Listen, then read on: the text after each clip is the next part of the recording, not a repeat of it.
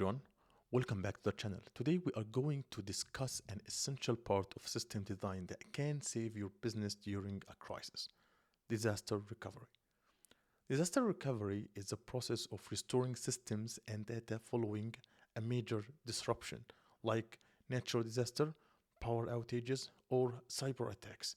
In this video, we will explore what disaster recovery is, different strategies to implement it, and how to make sure your system can get back online quickly and reliably after a disaster. Let's dive in. So first, what is disaster recovery?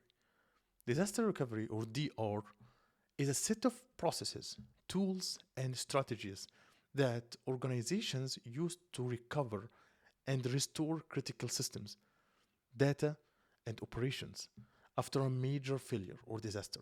The goal is to minimize downtime and data loss, ensuring that your business can continue operating as soon as possible. For example, after a data center experiences a power outage, disaster recovery ensures that critical systems are restored quickly, either by switching to a backup data center or recovering from saved backups. Okay, why disaster recovery is important? Disaster recovery is important because it helps first minimize downtime, quickly restore systems to reduce downtime and service disruption. Second, prevent data loss. Ensure critical data is backed up and recoverable. Third, maintain customer trust. Downtime can lead to a loss of customers and reputation. Quick recovery maintains customer trusts. Fourth, comply with regulations. Many industries require robust disaster recovery plans for compliance purposes. Think of disaster recovery as having an emergency toolkit for your house. If something goes wrong, like power outage, you have flashlights, batteries, and other supplies to keep you going until the power comes back. Okay, let's talk about key concepts in disaster recovery. And first, let's start by recovery time objective, RTO. Recovery time objective, RTO, is the maximum acceptable time it takes to restore a system after a disaster. It's all about how quickly you can get back online. For instance, if an e-commerce website has an RTO of 2 hours, that means it must be up and running within 2 hours after an outage to minimize revenue loss. Second, recovery point objective, RPO. Recovery point objective, RPO, defines the maximum amount of data that can be lost in case of a disaster. It's measured in terms of time between the lost backup and the disaster. For example, if a database is backed up every 4 hours, the RPO is 4 hours, meaning the maximum data loss you are willing to accept is 4 hours worth of working. Okay, let's talk about disaster recovery strategies. And first, let's start with backup and restore. The simplest form of disaster recovery is backup and restore. Data is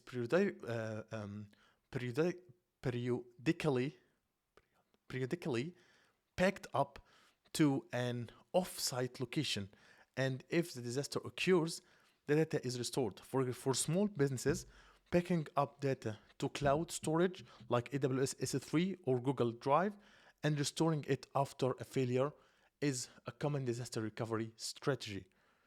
Second, we have a warm standby. Warm standby means having a backup system that is partially active and can be fully activated quickly in the event of a failure. For example, in database setup, a warm standby database might be running in a read-only mode. When the primary fails, it can be prompted to handle full workloads, minimizing downtime.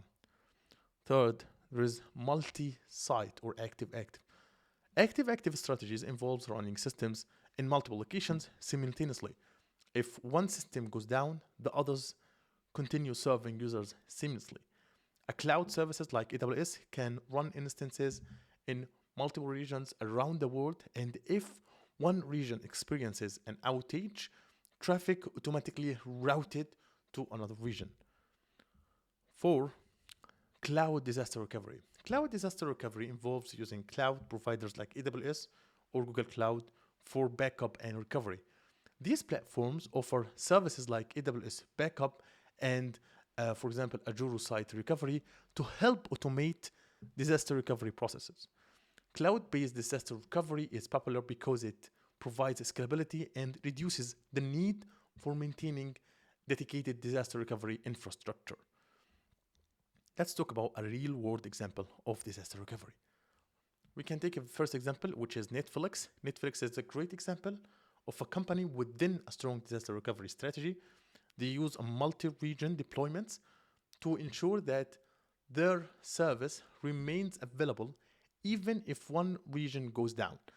Their case engineering practice helps test these setups by deliberately causing failures and ensuring that the system can recover quickly.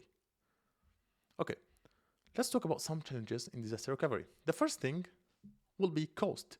Setting up and maintaining a secondary data center or cloud infrastructure for disaster recovery can be costly.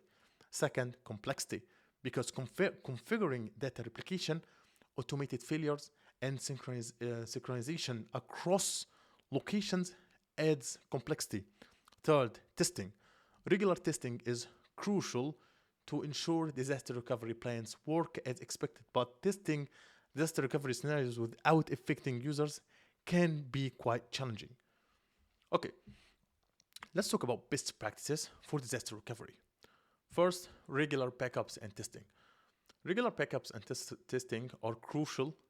A backup is useless if it's outdated or can't be restored. Regularly test your disaster recovery plan by simulating failure and verifying that your system recover as expected. Second, automate failover and recovery. Automate your failover and recovery processes wherever possible. Cloud platforms provide tools to automate these processes, which minimize the need for manual intervention during a crisis. Third, use a multi-region deployment for critical systems. For critical systems, multi-region deployments ensure that your application remains available even if one region fails. This can be achieved through cloud providers like AWS and Google Cloud that offer multi-region failover capabilities. Okay, in conclusion, disaster recovery is an essential part of building resilient systems. The key strategies include backup and restore for simple recovery, warm-up standby for faster failover, active multi-site setups for maximum availability, cloud-based disaster recovery for scalability and reduced infrastructure costs. In the next video, we might discuss how to design for scalability, or first we could design what are the differences between disaster recovery and failover. So stay tuned.